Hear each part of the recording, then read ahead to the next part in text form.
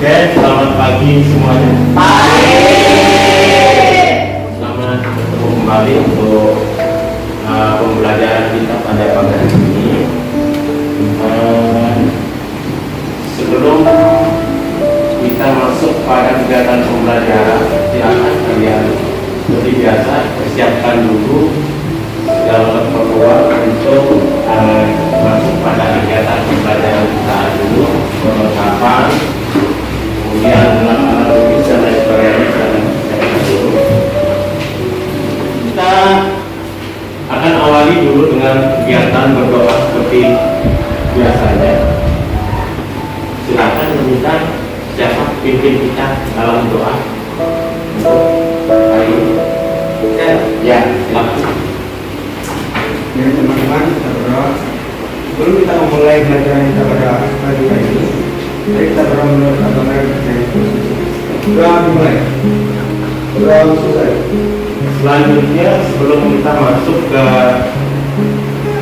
materi pembelajaran kita akan mengulang dulu tentang materi apa yang sudah kita pelajari pada pertemuan sebelumnya. Silakan kalau ada yang bisa mengingat apa materi yang sudah kita pelajari pada pertemuan sebelumnya. Ya, silakan. Materinya menganalisis perpajakan dalam pembangunan ekonomi. Pembelajaran yang akan kita lakukan hari ini adalah tentang materi hubungan ekonomi internasional.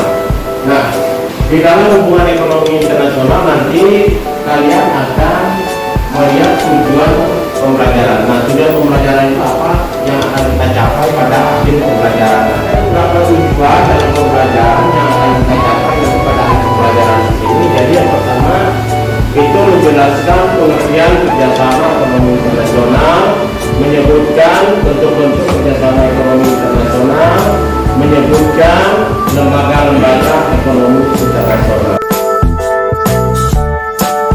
Untuk pendekatan atau metode model yang akan kita gunakan dalam pembelajaran hari ini, yang pertama adalah menggunakan pendekatan saintifik. Kemudian model yang digunakan adalah project based learning atau PGBL. Kemudian metode yang digunakan adalah ceramah dan juga tanya jawab.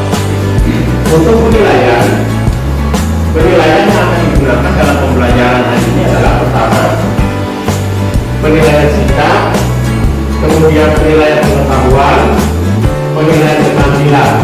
Kemudian untuk penilaian yang kedua adalah observasi, tes tertulis, unjuk kerja dan foto. Nah, kita akan masuk dulu untuk mengetahui seperti apa yang dimaksud dengan kerjasama ekonomi internasional. Nah, silakan nanti kalian perhatikan apa yang Bapak sampaikan tentang poin-poin yang ada di dalam materi ini.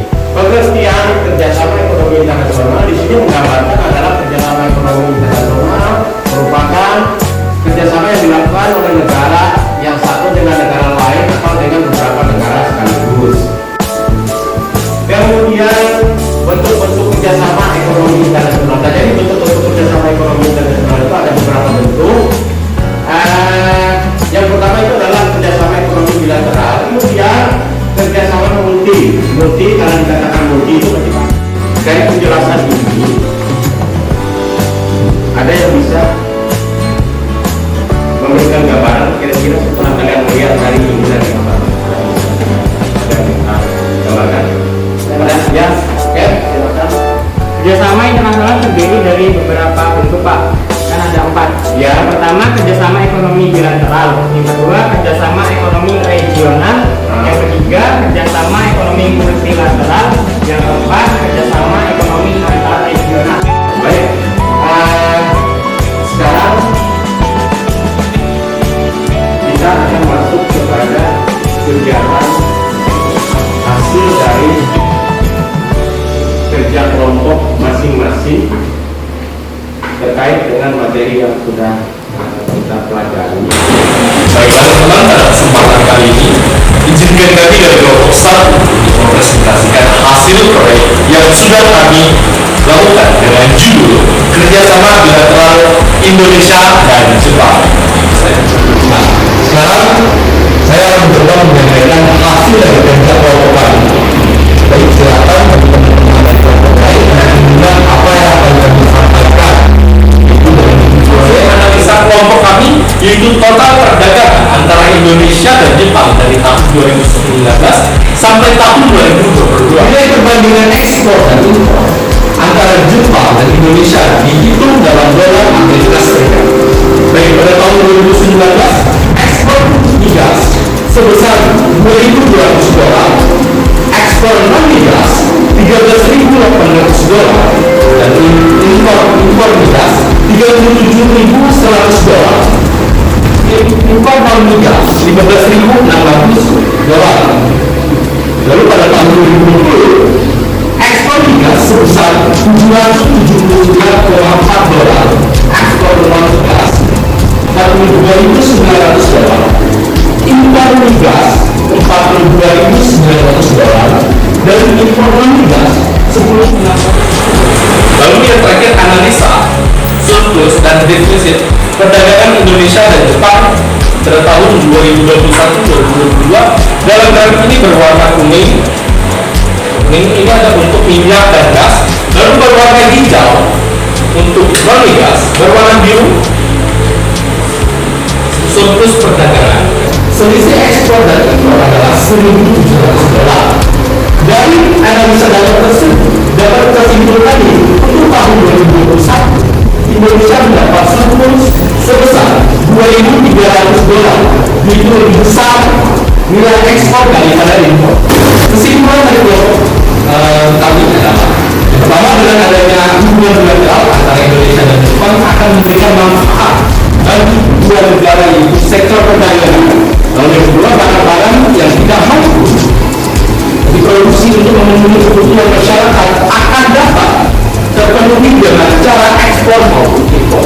Yang ketiga, dengan adanya hubungan bilateral antara Jepang dan Indonesia mendapat keuntungan dari sektor perdagangan, baik berupa minyak dan gas atau dari sektor non migas. Demikian presentasi yang sedang disampaikan. Terima kasih.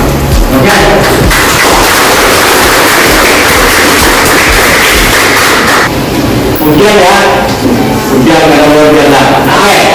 Terus semangat.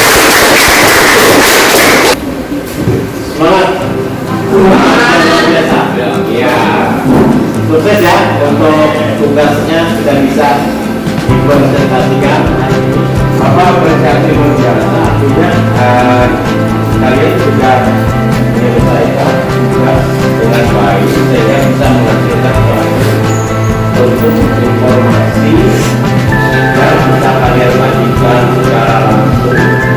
Kemudian dapat kalian gambarkan dalam bentuk kata-kata yang jelas terkait dengan materi hubungan ekonomi internasional. Nah, kalau kita kembali dari ke awal sebelumnya bahwa ekonomi internasional adalah hubungan antara satu negara dengan negara lain. Ya, dalam hubungan ini terjadi interaksi yang akan menimbulkan atau akan menyebabkan tujuan yang positif bagi suatu negara.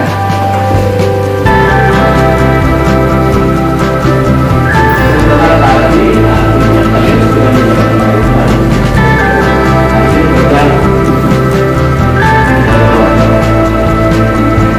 Nah, sekarang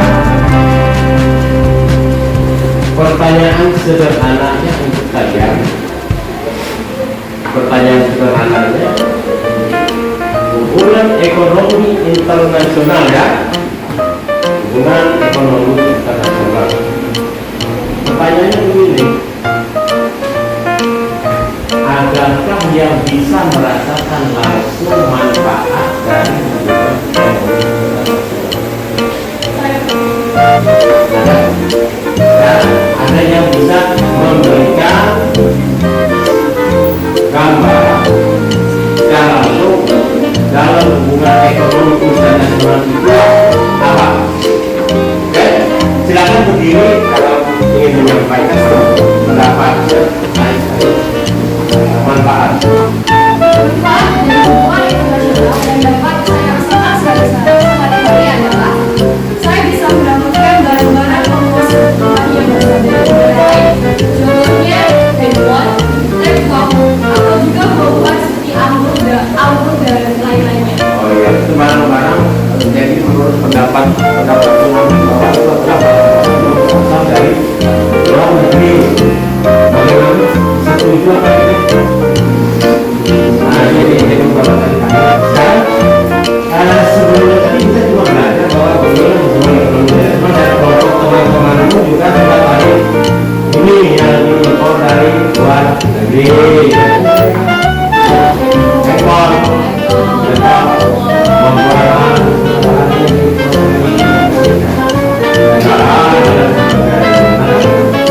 itu hanya mendapatkan sekarang yang penting ada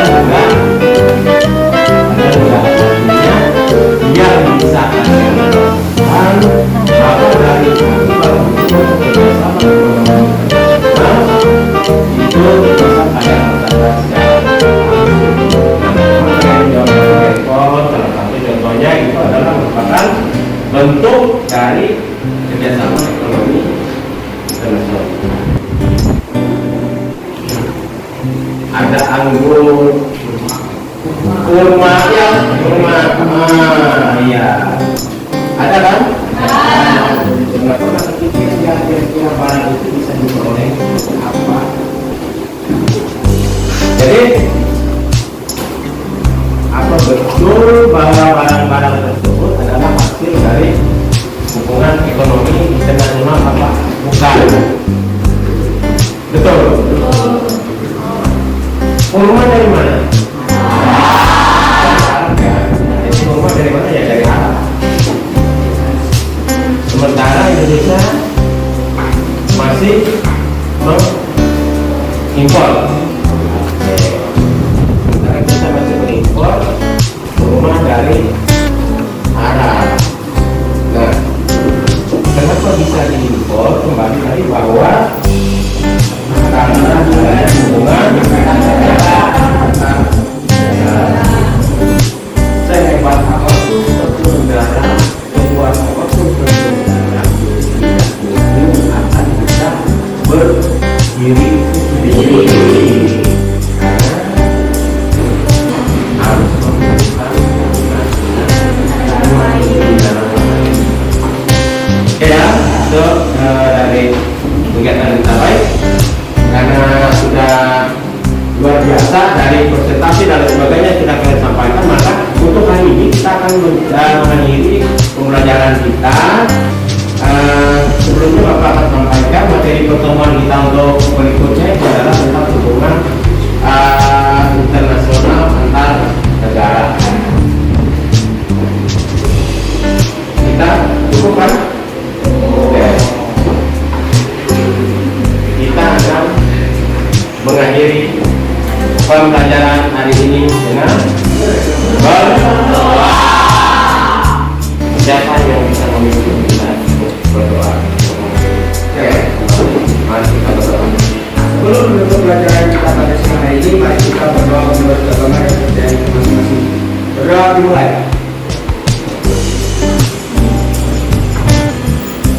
Berdoa dimulai. Oke, selesai. Selamat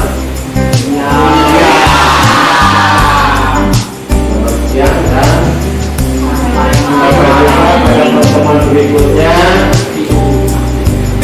Silakan kembali ke tempat masing-masing. Ingat tetap menjaga kesehatan, tetap menjaga kebaikan untuk maju ke depan sehingga kita bisa bertemu lagi pada